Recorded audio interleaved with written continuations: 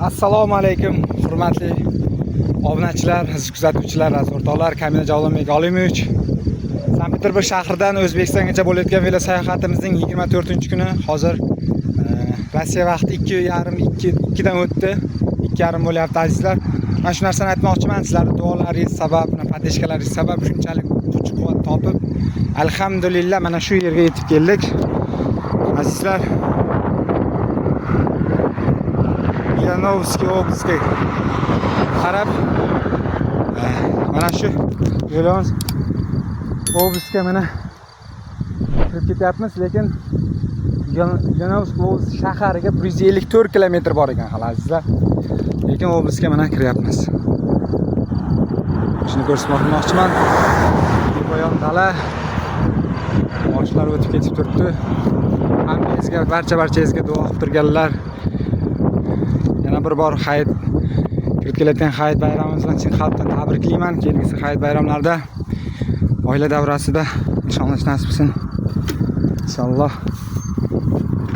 Yanovskiy oblast mana azizlar.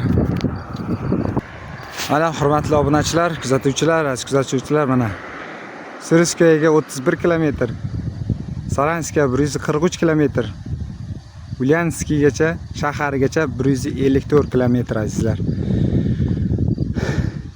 Ko'rib turganingizdek bepoyon dala, cheksiz o'rmon, adirlar. Duo qilinglar, Xudo xolasa eson-omon vatanga qaytamiz. Mana shu adirlardan o'tib olish kerak, Xudo xolasa tepa pastliklardan.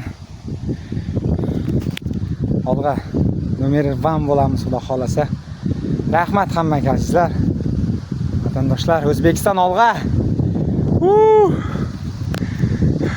O'zbekistongacha bo'layotgan velo sayohatimizda azizlar 24-kuni.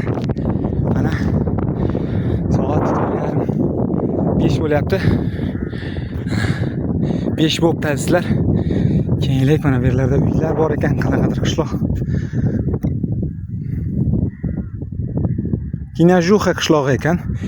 Azizlar, eng hayron qolgan asalarchilar bormi oramizda obunachilar? Asalarlar nima qilaymi? Bankaga solib olib boraymi? Inshaalloh, nima qaraylar. G'ich-ku, g'ich. Nima qilyapti ekan bular? Mana qaraylar. Obunachilarni yaqinroq ko'rsataman. Chaqib olmasa kerak. Mana qaraylar.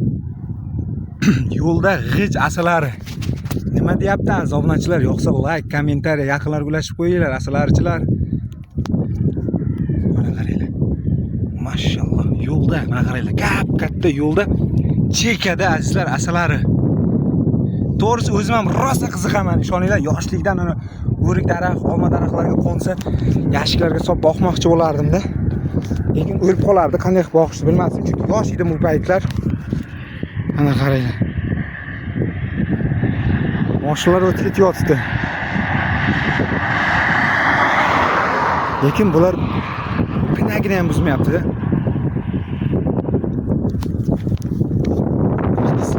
Allohning mo'jizasini qaranglar. Yo'lda mana qaranglar, katta yo'lda chekada. G'ich. Kamina Javlonbek Olimovich. Azizlar, to'xtang, faqat iltimos videoni o'tkazib yormang. Azizlar, bugun Birlashgan Arab Amirliklari bilan o'zbekistonlik futbolistlarimiz, hamyurtdoshlarimiz bugun O'zbekiston bayrog'ini yanada yuksakka ko'taradi, Xudo xolasa. Bu O'zbekiston uchun katta bir bayram, Xudo xolasa. Ertaga hayit bayramimiz, musulmonlar hayit bayramiga katta bir surpriz bo'ladi azizlar. Like bosib, kommentar yozib, yaqinlarga ulashib qo'yamiz. Xudo ularga kuch-quvvat bersin, g'ayrat bersin. G'aybidan bersin kuchni. Omad tepadan yomg'ir misoli yog'sin. Men shunday narsa demoqchiman. Bugun soat 9:00 da o'ynalar ekan azizlar futbol. 0:0 o'ynasa ham jahon chempionatiga Xudo xolasa yo'l olmalar ekan. Duoda bo'laylik azizlar. Ko'pni duosi albatta ijobat bo'ladi. Alhamdulillah. Videoni yaqinlarga ulashib qo'yinglar iltimos sizlardan. Xudo xolasa futbolni birgalikda tomosha qilib, azizlar, birgalikda nishonlash nasib qilsin. O'zbekiston uchun eng katta bir bayram. Ertaga shunaqa bir Qurbon hayiti kuniga katta bir surpriz sovg'a bo'ladi azizlar. Iltimos sizlardan bu videoni shunchaki ko'rib o'tkazormang. Iltimos, obuna bo'lmaganlar obuna bo'lib qo'yamiz, o'z do'stlaringizga yuborib qo'ying. Xudo xolasa O'zbekiston olg'a yutadi, xudo xolasa, men xudo xolasa o'zimdan yaxshi shunaqa o'yinchi bo'lib ishonib gapiryapman. Inshaalloh yutadi, xudo xolasa. Yutsa mendan bitta surpriz bor azizlar. Buni hech kimga aytaman demagandim. Xudo xolasa aytaman azizlar. O'zbekiston yutsa, xudo xolasa yutadi. Vaholanki O'zbekiston bayrog'i yanada yuksakka ko'tariladi azizlar va o'zbek o'g'illari qanaqaligini ko'rsatib qo'yadi. Rahmat hammaga. Qo'llab-quvvatlab padeshkada bo'lib turganlarga ham. Olimбек Olimovich Sankt-Peterburg shahridan O'zbekistongacha bo'layotgan velo sayohatimizning 24-kuni azizlar xuddi mana shu Gaslitsada to'xtadik. Azizlar, bu yerga yetib kelishni o'zi bo'lmadi. Xudo xolasa shu joyda bir sutka yotib qolib damda olishim kerak bir sutka. Rostdan to'g'risi charchadim azobunachilar. Qo'llab-quvvatlab duoda bo'lib turganlar hammangizga kattakon rahmat.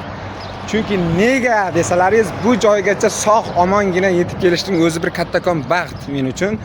Azizlar, kattakon rahmat. Hammaga xayrli kech va xayrli tun. Xo'p.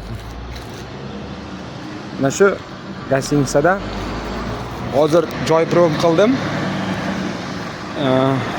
Endi hozir kiyim-kechaklar, ana yuviladigan narsalar strelkaga tashlash uchun uni ham hozir gaplashdim. Hozir 200 rubl edi.